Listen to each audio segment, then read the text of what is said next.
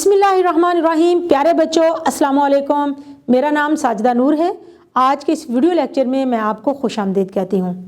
आज के इस लेक्चर में हम जमात चहारुम की किताब उर्दू के सबक नंबर 2 नात की मश्क शुरू करेंगे। तो आइए चलते हैं हासिलाते ताल्लुम की जानिब।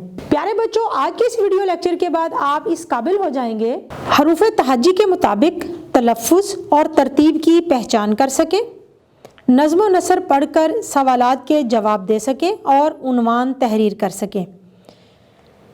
इबारत सुनकर अहम निकात और अज्जा से मुतल्लिक मालूमात, मुशाहिदात और ख़यालात बयान कर सकें। तो प्यारे बच्चों, आइए चलते हैं सबक की मश्क की जानिब। मश्क में जो सबसे पहला सवाल हम हल करने जा रहे हैं वो कुछ इस तरह से है कि आपने नज़्म हमद पढ़ी है, उसमें से कुछ मिसरे लिए गए हैं जो नामुकम्मल हैं, उनको मुकम्मल करने के लिए हमें 4 ऑप्शन दिए गए हैं। उसमें से आपने दुरुस्त जवाब का इंतखाब करना है। तो आइए देखते हैं सवाल नंबर 1।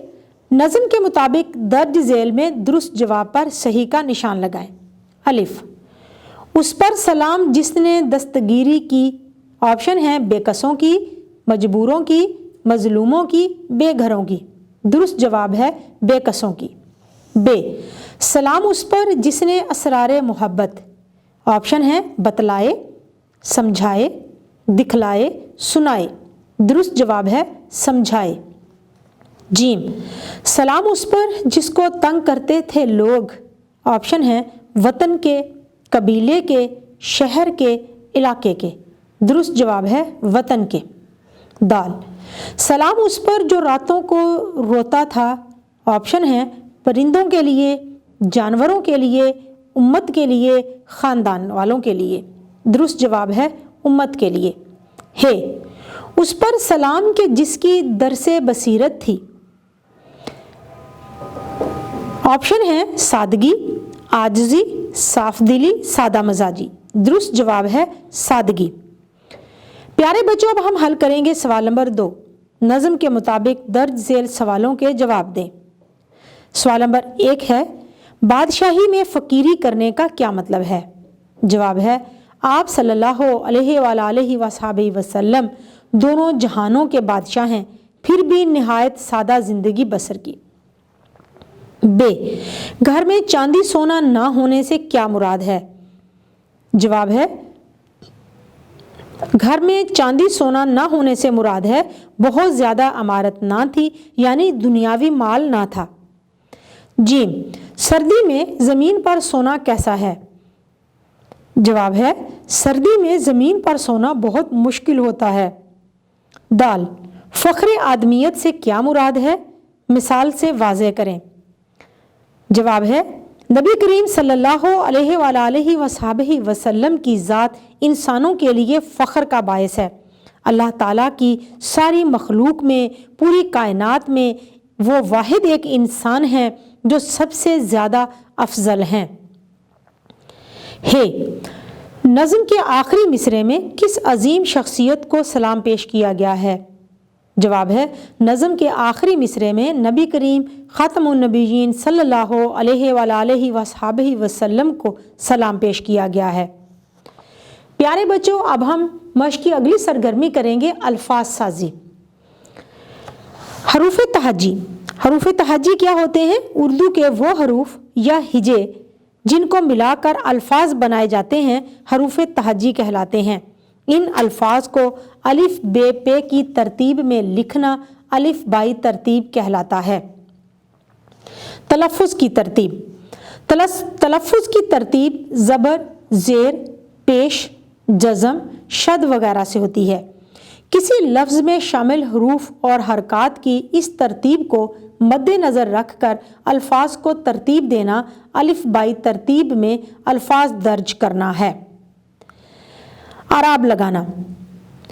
अल्फाज के दुरुस्त तलफ़्फ़ुज़ और मफ़हूम के लिए आराब, ज़बर, ज़ेर, पेश, जज़म, शद वगैरह का इस्तेमाल किया जाता है।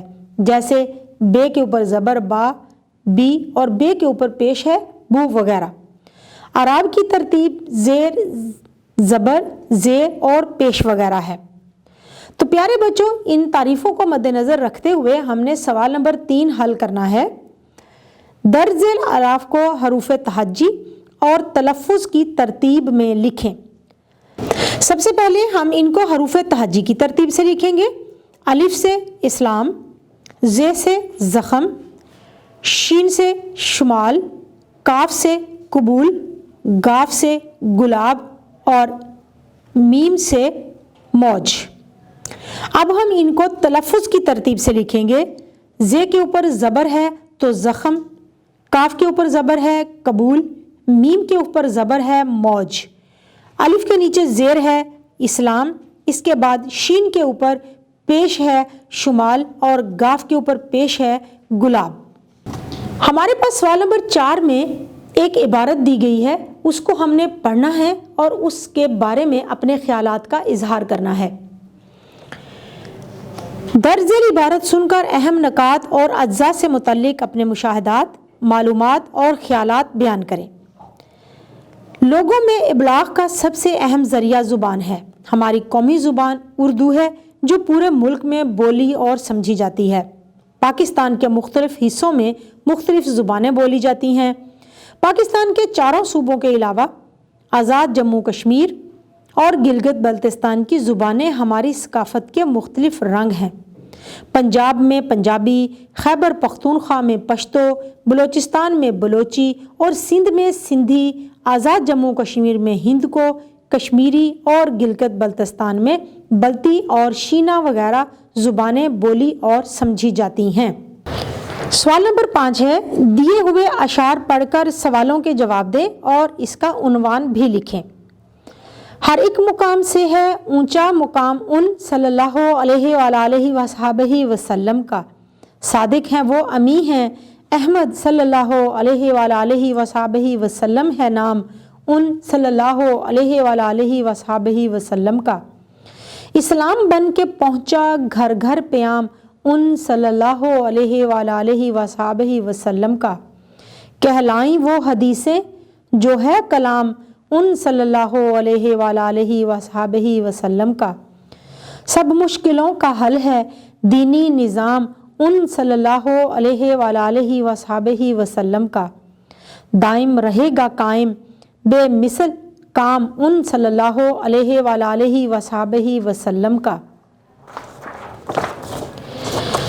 تو پیارے بچوں، جیسا کہ آپ جانتے ہیں یہ اشعار نعت رسول مقبول صلی اللہ علیہ وآلہ وصحبہ وسلم کے ہیں، تو اس کا عنوان ہم تجویز کریں گے نعت۔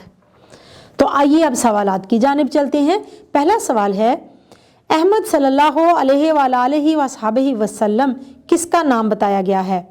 جواب ہے نبی کریم خاتم النبیین صلی اللہ علیہ وآلہ وصحبہ وسلم کا نام بتایا گیا ہے۔ اگلا سوال ہے بے، حدیث کسے کہتے ہیں؟ جواب ہے نبی کریم خاتم النبیین صلی اللہ علیہ وآلہ وصحبہ وسلم کے اقوال، افعال اور جن کاموں کے کرنے کو آپ نے پسند فرمایا اور جن کاموں کو کرنے سے آپ نے منع نہیں فرمایا انہیں حدیث کہتے ہیں۔ جیم، کس دینی نظام کی بات کی گئی ہے؟ جواب ہے اسلام کے نظام کی بات کی گئی ہے۔ آخری سوال ہے، آپ اس نظم کو کیا عنوان دیں گے؟